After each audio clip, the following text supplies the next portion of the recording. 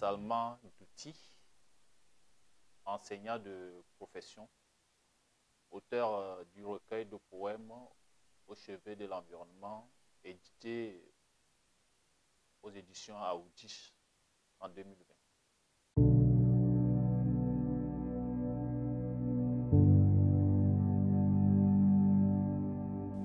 Très tôt, dès le niveau collège, à travers la lecture, surtout à travers la lecture, j'ai pu développer un intérêt pour l'écriture.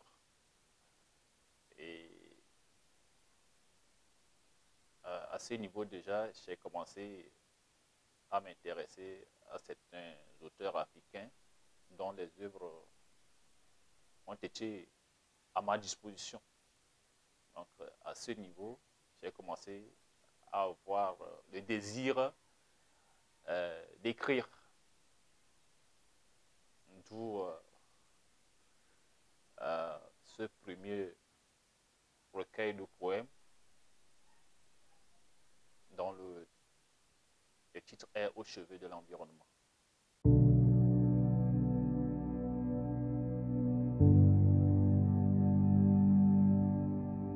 Dans l'ensemble, je m'intéresse à tous les genres et si je suis arrivé à choisir la poésie,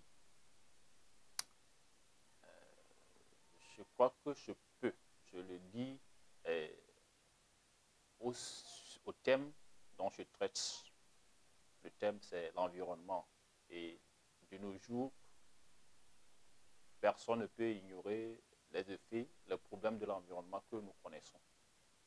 Donc, vu la sensibilité qu'on peut transmettre de façon évidente à travers la poésie, je suis arrivé à me convaincre qu'à travers la poésie, je peux exprimer les problèmes que nous vivons le jour au jour en ce qui concerne l'environnement. Et la poésie aussi, ce n'est pas que le message, il y a ce côté artistique qui peut être perceptible dès la lecture, je dirais superficielle. Donc il y a ce côté artistique et ce côté sensible qu'on peut développer chez le lecteur.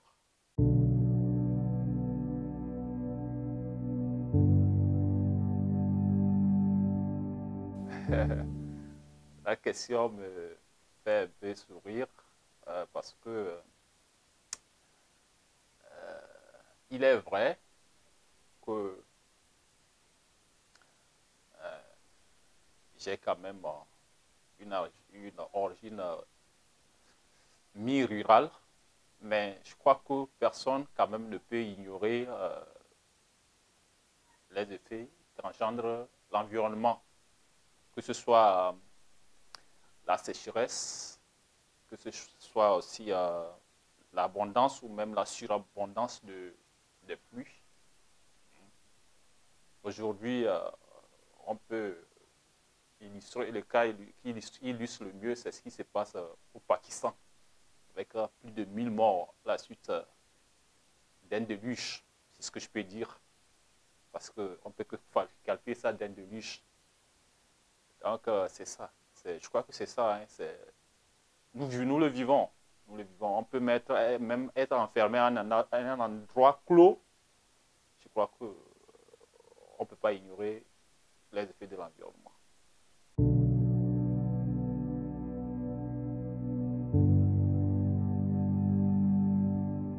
En tout cas, je l'ai déjà dit plus tôt que personne ne peut ignorer ce qui se passe. Personne ne peut dire soit de plus en plus de la chaleur à un degré caniculaire,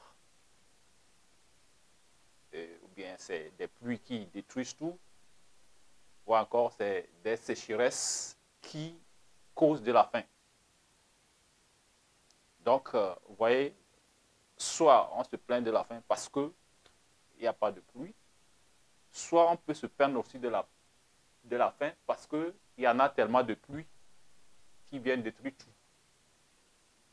Ce n'est pas ce que nous cultivons, c'est nos milieux de vie, tout. Donc, en général, à la fin, on peut se permettre de dire que l'environnement est agonisant. Et ce ne s'agit pas que de pluie, il s'agit aussi, quand on parle de l'environnement, c'est le côté industriel. C'est que l'industrie cause comme problème. Le plus proche de nous, c'est le plus perceptible, c'est quand on sort, c'est les déchets plastiques que nous rencontrons le jour au jour, qui nous causent autant de problèmes. Ne serait-ce qu'un problème de propriété. Quand on se réfère à la définition de l'environnement, l'être humain est au centre. Et donc, de façon générale, c'est l'homme qui agit plus sur l'environnement et en retour a soit un bénéfice qui de nos jours est moindre par rapport aux effets. Et cela est dû au comportement de l'homme par rapport à cet environnement, à son milieu dans lequel il vit. Soit on surexploite les ressources de l'environnement pour atteindre certains enjeux, donc au détriment de la vie de l'être humain. Donc en général, le côté humain est très important. C'est lui-même, c'est l'être humain. Sinon, à part, quand on met l'être humain à part, les autres composantes de l'environnement, en tout cas, ne font pas du mal, on peut se le dire, hein, ne font pas du mal à la société humaine.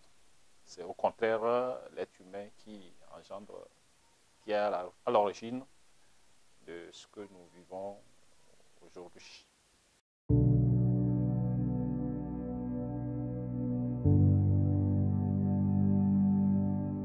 Je crois que j'écris parce que je me suis rendu compte que j'ai ce talent de pouvoir écrire, à la différence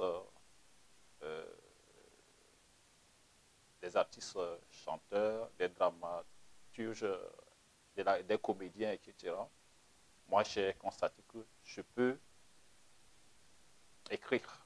Donc, il y a ce talent en moi. Et en même temps, c'est pour répondre, je dirais c'est ça, c'est pour répondre à ce besoin intérieur, à ce désir d'écrire. Et donc, voilà, je l'exprime à travers l'écriture. Je ne fais que répondre à ce besoin intérieur.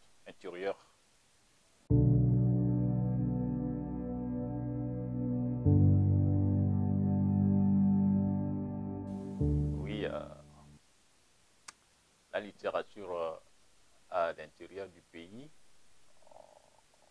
en tant qu'auteur, je me plains du manque ou bien de ce déficit de lecture.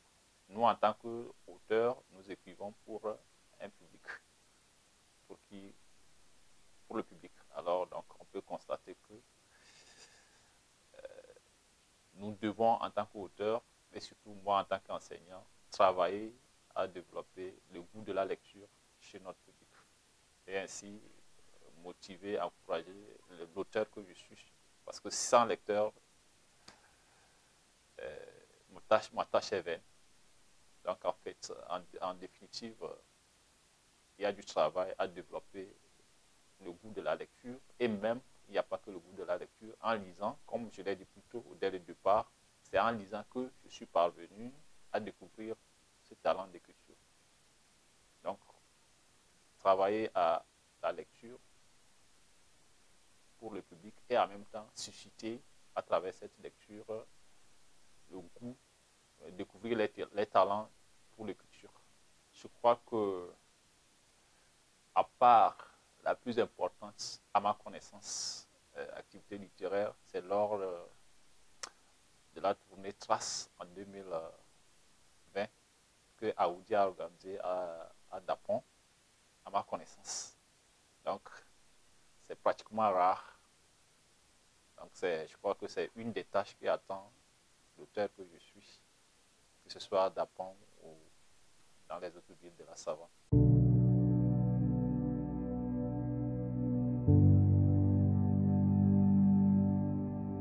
Donc, je vais lire le poème de la page 17. La saison des pluies part et l'eau se retire dans le lit de la rivière. Le mois s'écoule et la rivière à peine coule. La saison sèche est à son sommet et la rivière entre dans un profond sommeil. Plus de chants d'oiseaux, plus de croissements de crapauds. Dans son sommeil, la rivière respire. Peu de fraîcheur, mais beaucoup plus de chaleur. Un de ces jours, me tenant sur une rive, pendant que mes yeux observent les lits et l'autre berge, mon père d'un certain âge interrompit mes contemplations. Pourquoi te meurtrir alors que tu n'as rien vu de cette rivière? Laisse plutôt ces lamentations crever nous autres. Il poursuivit. Jusqu'à ton premier cri, je n'avais jamais vu les racines de cet arbre là-bas nues. Mais aujourd'hui, le flot n'est plus continu. Nulle raison pour moi de continuer à s'accrocher à la vie. Donc voilà, c'est la fin de ce poème.